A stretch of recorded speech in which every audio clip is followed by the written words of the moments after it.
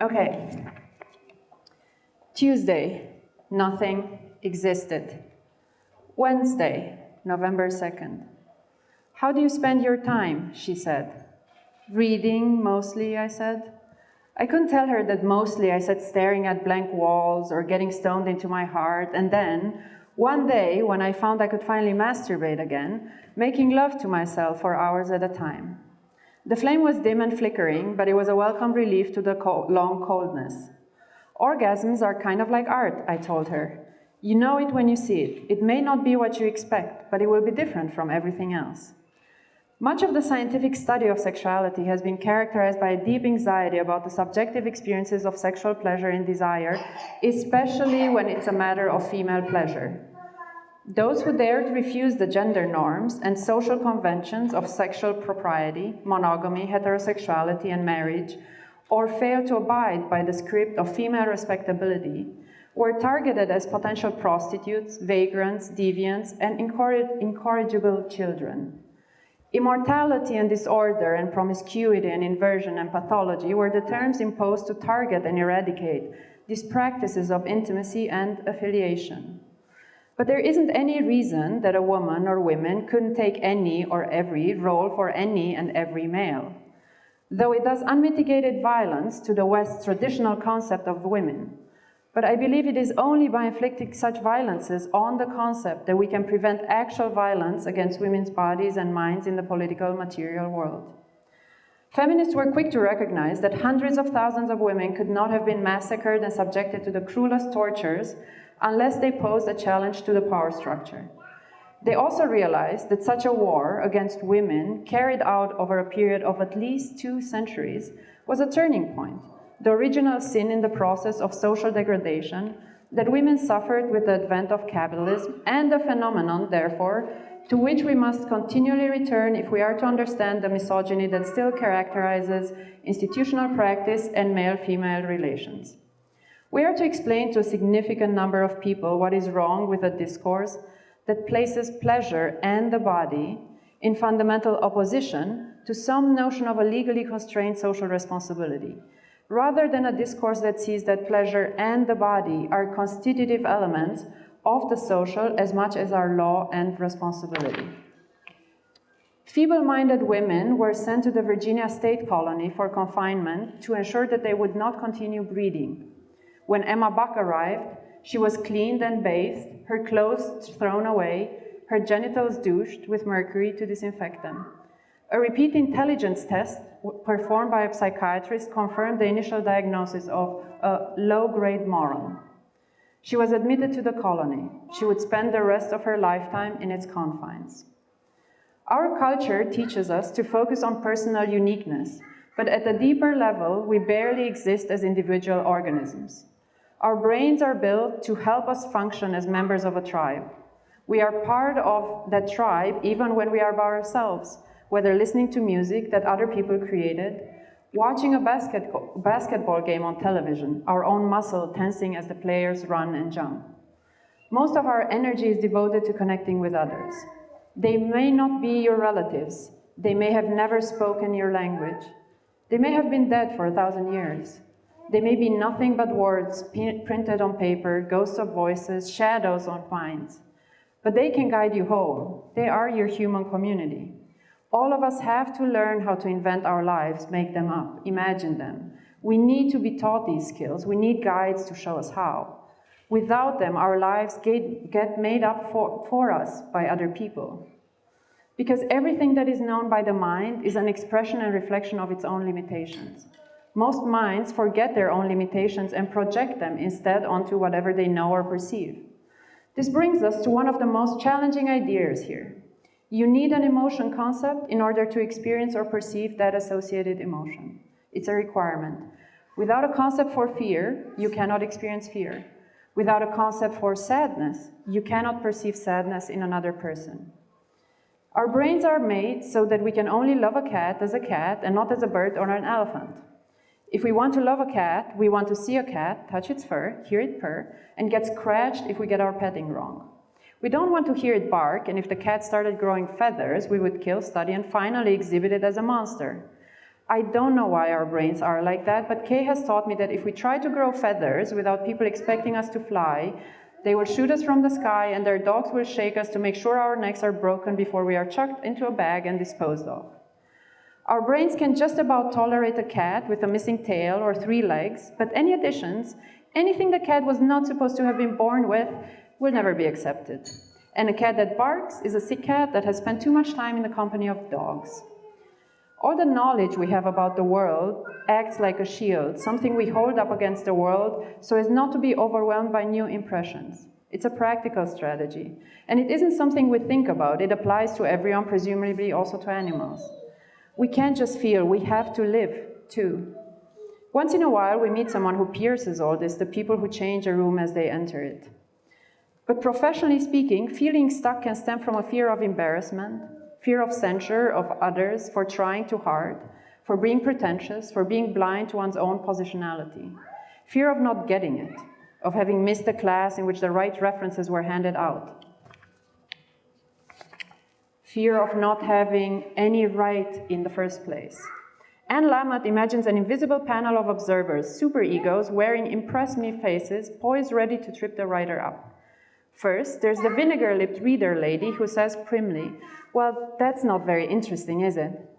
And there's the emaciated German male who writes his Orwellian memos detailing your thought crimes. And there are your parents agonizing over your lack of loyalty and discretion. And there's William Burroughs dozing off or shooting up because he finds you as bold and articulate as a houseplant.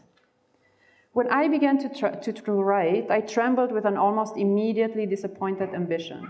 But I liked paper and I liked ink. This much remained constant or at least recurrent. The ambition had to do with a hope for intimacy between sentences and sensation. I needed to write in order to make a site for my body.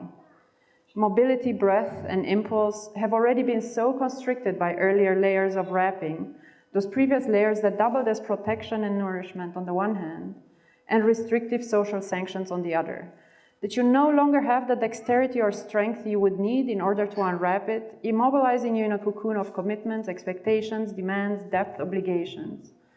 So successful social institutions draw your attention towards themselves and their successes and further away from the sprouting spool at your center. They devour your awareness.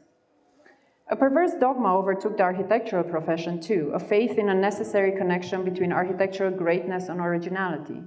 Architects came to be rewarded according to the uniqueness of their work, so that constructing a new house or office in a familiar form grew no less contemptible than plagiarizing a novel or poem.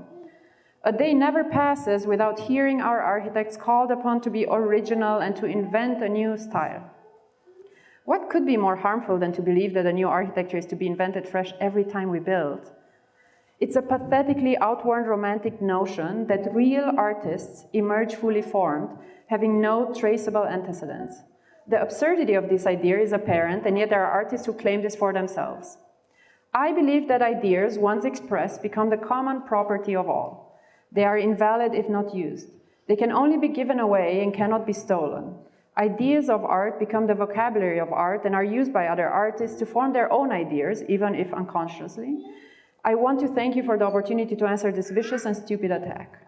Why, after the great artists, do people ever try to do anything again? From generation to generation, through what the great artists have done, the instincts change. And as the instincts change, there comes a new renewal of the feeling of how can I remake this thing once again, more clearly, more exactly, more violently. I imagine that for you too, there must be a sentence, a paragraph, or a longer part of someone else's work that you feel you know well. You like it. You love it even. Or perhaps you don't. Perhaps it hurts you. But you are, nevertheless, for a complex of reasons, attached to it. Let's say that it acts upon you. You find that it acts and has acted upon you. But it would appear that you have already also acted upon it. It addresses you. Or is it that you have made it address you? And now you love or are wounded by it because it addresses you, because it looks, reads, or sounds as if it was written for you. At some point in the process of becoming attached to the work, you have misrepresented the work to yourself, and now you have come to love your misrepresentation more. I'm furious myself that you will only accept partially that attitude. My opinion is that anything one does is all right, and I refuse to fight for this or that opinion or their contrary. Don't see any pessimism in my decisions. They are only a way towards beatitude. Your life has been and is connected with the actions and reactions of so many people that you can hardly approve of my choice. Please understand, I'm trying for a minimum of action gradually. All this is very annoying. The problem, I've said it before, I'm beginning to say it again, is figuring out how to occupy the time you're alive. It's better to occupy it than to not occupy it, as sometimes it can be so captivating that you forget death, this narrow margin, this river, this trickle of water. Life is restricted to life. It's better to do what I do, right, than not to. It's better to do that than to do nothing. If you can do otherwise, for example, anything, perhaps it's better than to do nothing. But don't think that the importance of what you can do can change that's timeline. The sentence of death that every being carries within them throughout their lives, cows, horses, men, imbeciles, geniuses, the absolute fear of what is absolutely unacceptable, the absolute disappearance of life. Why this fear, this terror around death?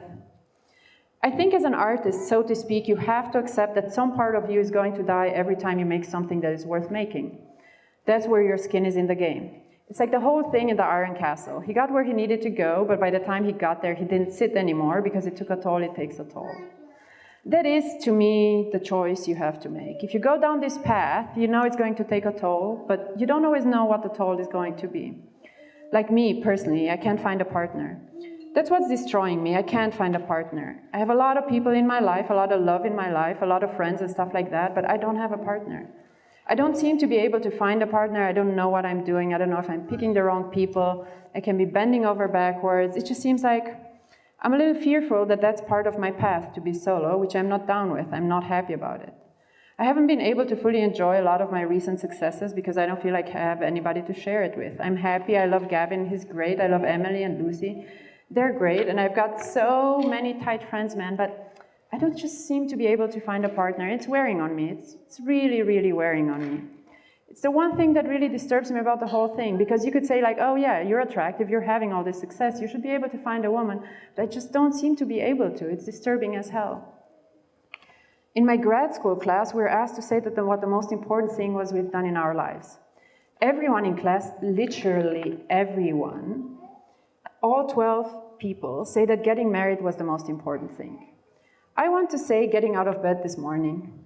I want to say doing K with Hazel at a club in Queens last weekend when we locked ourselves in the single-user bathroom and peered at each other through either side of the legs of a chair that was in a corner, curled up on the floor, each of us saying how much our friendship was a monument, how we helped each other survive, blowing ketamine off of her cell phone and texting Rovina and telling her to come to the club.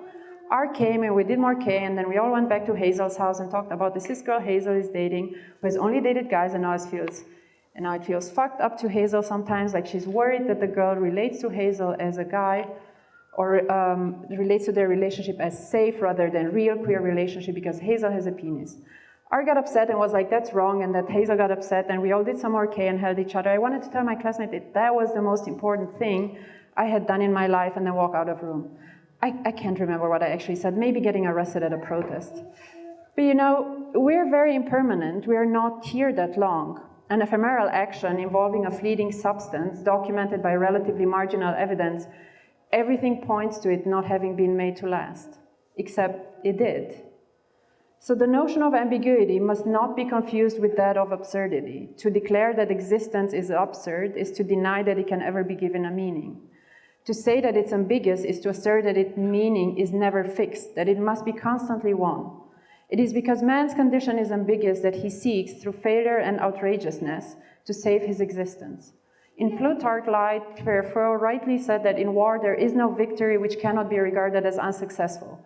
So it is with any activity. Failure and successes are two aspects of reality which at the start are not perceptible. That is what makes criticism so easy and art so difficult. And it took me a long time, a very long time, to begin to realize that she was right and begin to realize what she meant. I, like all of us, thought I knew what I wanted. And I thought I knew who I was, and I, like all of us, I thought that whatever it was I wanted and wherever I wanted to go, I could achieve without paying my dues. Later on, one begins to discover, with great pain and very much against one's will, that whatever it is you want, what you want at bottom must be to become yourself. There's nothing else to want. And you will learn that with a certain humility, because the terms that you have invented, which you think describe and define you, inevitably collide with the facts of life. When this collision occurs, and make no mistake, this is an absolutely inevitable collision, when this collision occurs, like two trains meeting head-on in a tunnel, life offers you the choice, and it's a very narrow choice, of holding on to your definition of yourself or saying, as the old folks used to say, and everybody who wants to live has to say, yes to life. Gata, am terminat.